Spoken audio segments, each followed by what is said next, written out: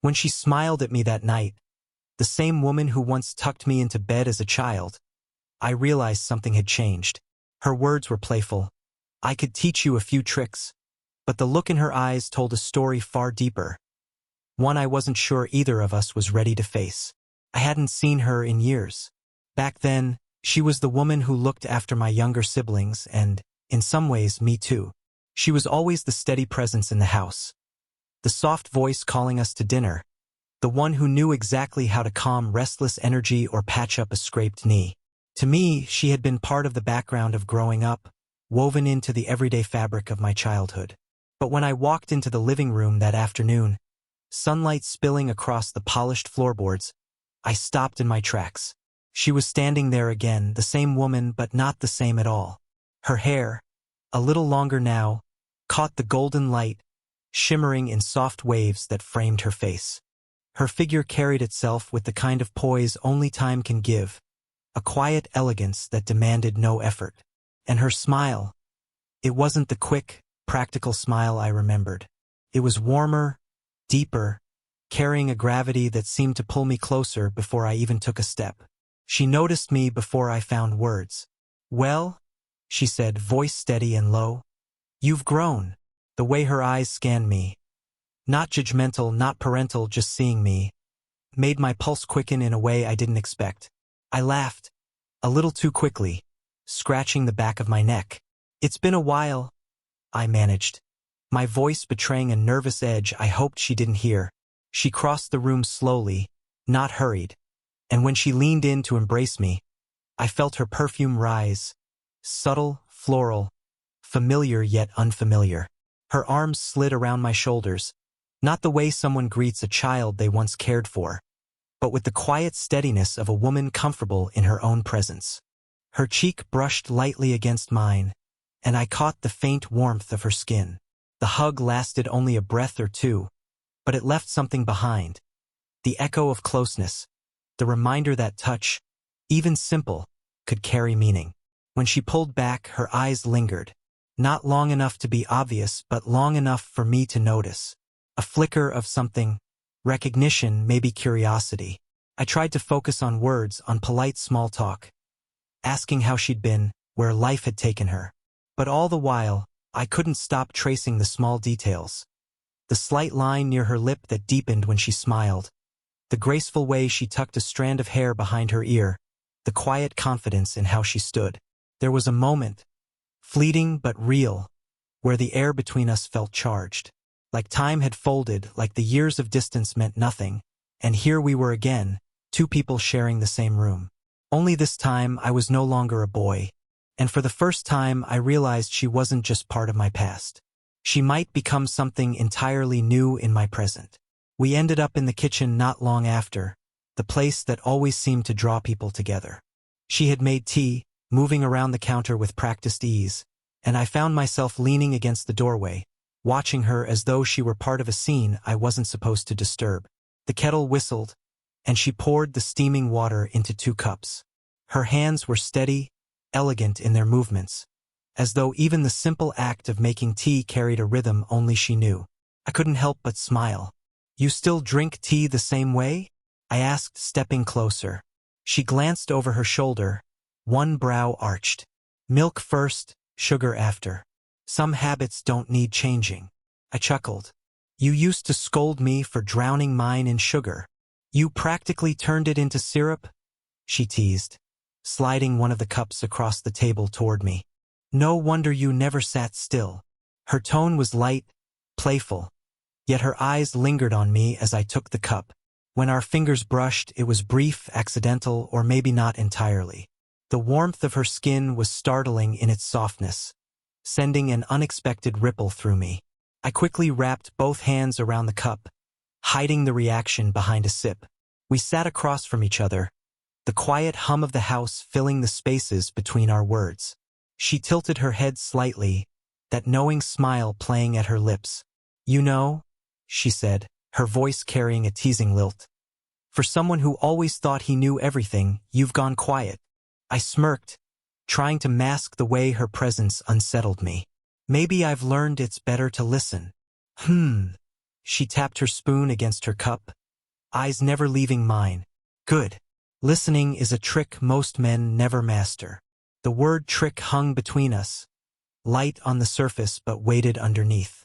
And then, with a spark in her eye, she leaned in just slightly, lowering her voice as though sharing a secret. I could teach you a few tricks, if you like. For a heartbeat, my breath caught. It was playful, teasing. But there was something else there, tucked just beneath her words. Something that made my chest tighten and my thoughts stumble. I laughed it off, though my voice came out softer than I intended. I'll take notes. Her smile widened, satisfied, as if she had pulled a thread and was curious to see how far it would unravel. She leaned back, stirring her tea as though nothing had been said. But the energy between us had shifted. The clink of her spoon against the porcelain felt louder, the silence that followed thicker. I found myself watching the curve of her wrist, the way her lips curved around each sip, the calm authority she carried without trying. She didn't need to say anything more. That one playful line had already changed everything. And though we sat there like two old friends catching up, my thoughts wouldn't stop circling back to it. She could teach me a few tricks. Sounded like a joke. But in the way she said it, slow, deliberate, with the faintest glimmer in her eyes, it felt after tea. She suggested we do something useful with the afternoon. The family's old study had become cluttered over the years. Boxes stacked against the wall, shelves crowded with books and photo albums no one had touched in ages. Come on, she said, brushing her palms together as if preparing for work. Let's see if we can bring some order to this chaos. I followed her into the room, the faint smell of dust mixing with the woody scent of old pages. Light streamed through the tall window, catching tiny motes in the air. She slipped off her cardigan and draped it over a chair, leaving her in a simple blouse that seemed to soften in the glow. We began pulling books down from the shelves, setting them into neat piles. At first, it was easy, mechanical. I handed her one. She stacked it. We exchanged short comments. But soon the rhythm of working side by side began to feel strangely natural, almost intimate. More than once, our hands reached for the same item. The first time, I quickly withdrew, murmuring an apology. But the second time, when her fingers brushed over mine on the spine of an old leather-bound journal, she didn't move right away. Instead, she glanced up, her lips curling into a small smile, as though amused by my hesitation.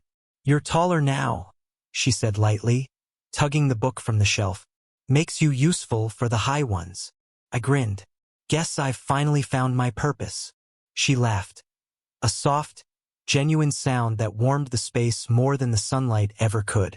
We moved through the boxes next, uncovering old photographs, letters, pieces of a life preserved in cardboard. At one point, she knelt to lift a heavy box, and instinctively I stepped in. Here, let me, I said, reaching down. Her hand was already under the side, and our fingers pressed together against the rough cardboard as we both lifted. The weight of the box was nothing compared to the sudden awareness of her touch, firm, steady, warmer than I expected. For a moment neither of us spoke, and I could feel the small pulse of her grip before we set it down on the table. She dusted her hands, smiling faintly. Still rushing to play the hero, I see. I wanted to tell her it wasn't about being a hero, it was about being near her, about the way every simple act seemed to carry more meaning than it should. But I swallowed the thought, keeping it tucked behind a smile.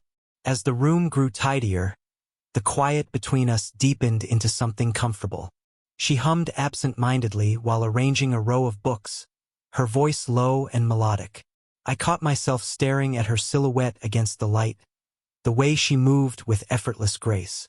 It was ordinary work, sorting, lifting, dusting, but by the end, it didn't feel ordinary at all. The closeness, the laughter, the small brushes of touch. It was as if we were building more than order in a room. We were building something fragile, unspoken, and new, like an invitation. By the time the last book was set in place and the boxes pushed neatly against the wall, the sky outside had already begun to dim. A soft orange glow slipped through the curtains, the kind of light that signals the quiet surrender of day into evening. She sank into the armchair by the window, brushing a strand of hair behind her ear. I dropped onto the sofa opposite, stretching my arms over the backrest. For a moment, neither of us spoke. The silence wasn't awkward. It was thick, almost protective, like the room had closed itself around us. "You've changed," she said finally, her voice soft but certain. I tilted my head, unsure. "For better or worse?" Her lips curved, though her eyes were thoughtful. "For older. Wiser, maybe. Less restless." She paused, stirring invisible thoughts. "But still you." Her gaze lingered, and in it I saw something new. Not just the fond recognition of someone who remembered me as a boy, but the quiet weighing of who I had become. It made me sit straighter, made me want to be worthy of that look. I tried to return the favor. "And you seem different too." She laughed gently, but the sound held a trace of weariness. "Different is another word for older." "Not the word I'd use," I said quickly, surprising myself with the earnestness in my tone. "You seem stronger, like you've carried more than you let on." The laughter faded from her eyes. She turned toward the window, where the sky was now slipping into violet. For a moment I thought she might deflect, brush the comment aside. But instead, she exhaled slowly. "You're not wrong," she said quietly. "Life doesn't let you reach this age without some bruises, some lonely nights." Her words hung in the air, and I felt a tug in my chest. She wasn't just the graceful, teasing woman I had seen all afternoon. She was also someone who had endured, who carried a quiet weight behind her smile. Without thinking too much, I leaned forward, resting my elbows on my knees. "That sounds heavy." She gave a small shrug, but her eyes shimmered faintly in the lamplight. "It's not unbearable, just easier to hide than to share." The silence that followed wasn't empty. It was filled with the soft ticking of the clock, the muted rustle of leaves outside, and the steady rhythm of her breathing. Slowly, I reached out, letting my hand rest over hers where it sat on the armrest. For a second, I worried she would pull back, but she didn't. Instead, her fingers tightened around mine, steady and deliberate. Her touch wasn't dramatic. It was quiet, grounding, as though she was giving me permission to see her as she really was. And in that simple contact, the room shifted. She wasn't just someone from my past anymore. She was someone whose present mattered, and whose presence I suddenly couldn't imagine letting slip away. The rain began sometime after dusk. At first, it was only a faint tapping against the glass, but soon the steady rhythm filled the quiet of the room. The sound wrapped around us, soft and insistent, like a secret no one else could hear. We had moved to the living room by then. She sat at the far end of the couch, her legs curled gracefully beneath her, a thin throw blanket draped over her lap. I sat at the other end, angled toward her, the space between us seeming both small and impossibly large. The lamp cast a golden circle of light, leaving the rest of the room in shadow. It felt like we were the only two people in the world, tucked into this cocoon of warmth while the storm whispered outside. Our conversation had slowed. After the honesty we had shared earlier, words no longer felt necessary. Instead, we let silence stretch, not uncomfortable but charged. Every glance carried weight. Every breath seemed louder. She leaned forward slightly, pointing out a photograph on the bookshelf.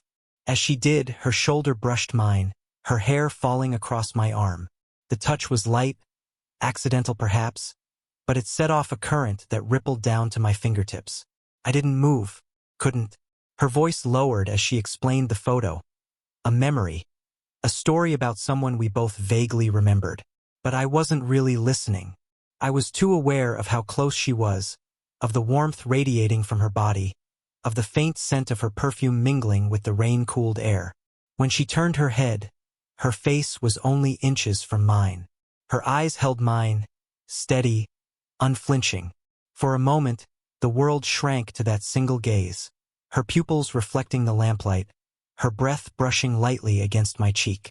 I felt the impulse rise, to close the distance, to let the moment break open into something neither of us could take back. My hand shifted slightly on the cushion between us, my body leaning in before I even realized it. But then she moved. Not away completely, just enough. She leaned back, the blanket pulling tighter around her. Her lips curving into a half-smile that seemed to carry both warmth and warning. "We shouldn't," she whispered, the words barely audible above the rain. I swallowed, sitting back as well, though the echo of her nearness still lingered. The space between us suddenly felt sharper, more defined. Her eyes softened, as if to reassure me, but she didn't look away, and I realized then that the hesitation wasn't rejection. It was restraint. She felt the same pull, but she was choosing silence over surrender. The tension remained, thick and undeniable, humming through the quiet room. Neither of us said another word. We didn't need to. The pause itself spoke volumes. A fragile balance between desire and caution, between what was right and what was already too late to ignore. The rain had softened by the time the clock struck 11. Outside, the world was dark and still, the storm spent. Inside, the house seemed to hold its breath. The only light came from the lamp in the corner, casting a warm glow over her face. She had shifted closer on the couch without either of us really acknowledging it. One moment, she was sitting with the blanket tucked around her, and the next, the space between us was barely enough for a cushion. I could feel the warmth of her leg brushing mine beneath the fabric, faint but unmistakable. We weren't talking anymore. Words had lost their usefulness. She had been laughing a moment ago at some small remark of mine, but the sound had faded into a silence that seemed heavier than before. Not uncomfortable, more like expectant.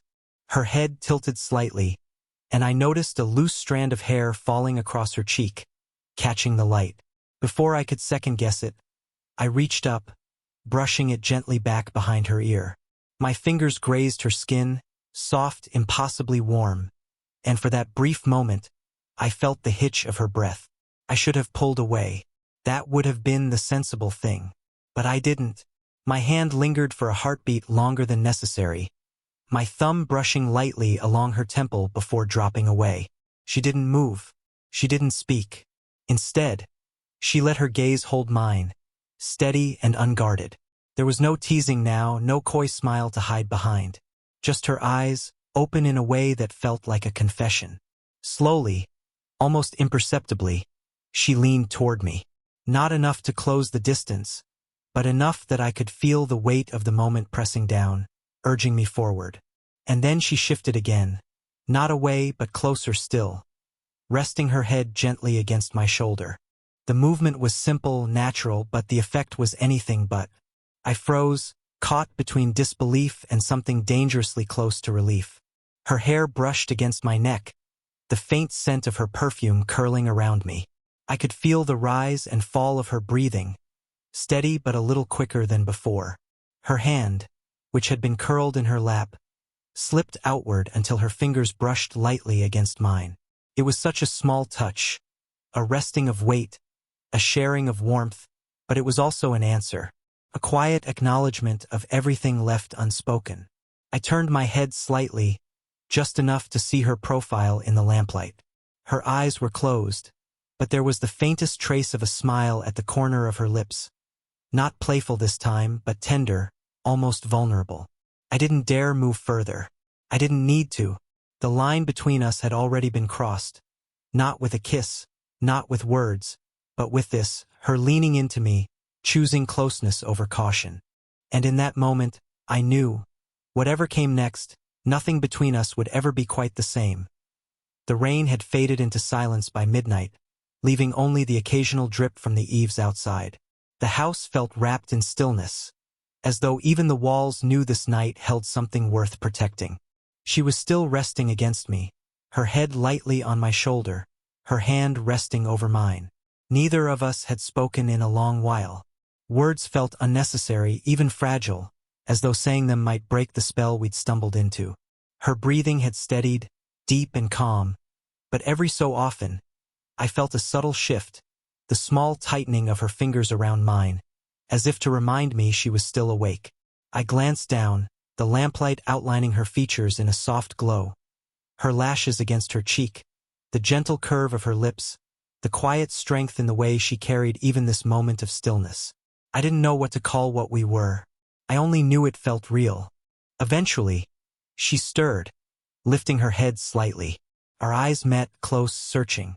She didn't look away. Instead, she studied me with an expression that felt like it could see past everything I'd ever tried to hide. Then, with a tenderness that nearly undid me, she leaned in and pressed her lips against my cheek. Slowly, deliberately, not rushed, not playful, but certain.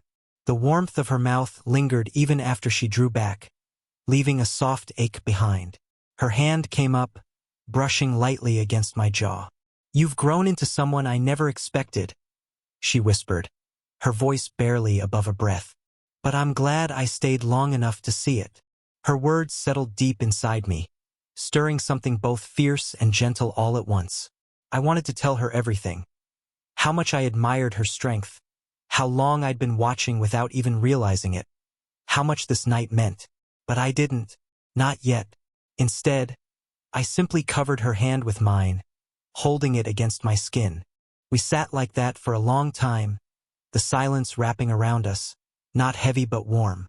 The lamp hummed faintly, the clock ticked, the world outside carried on.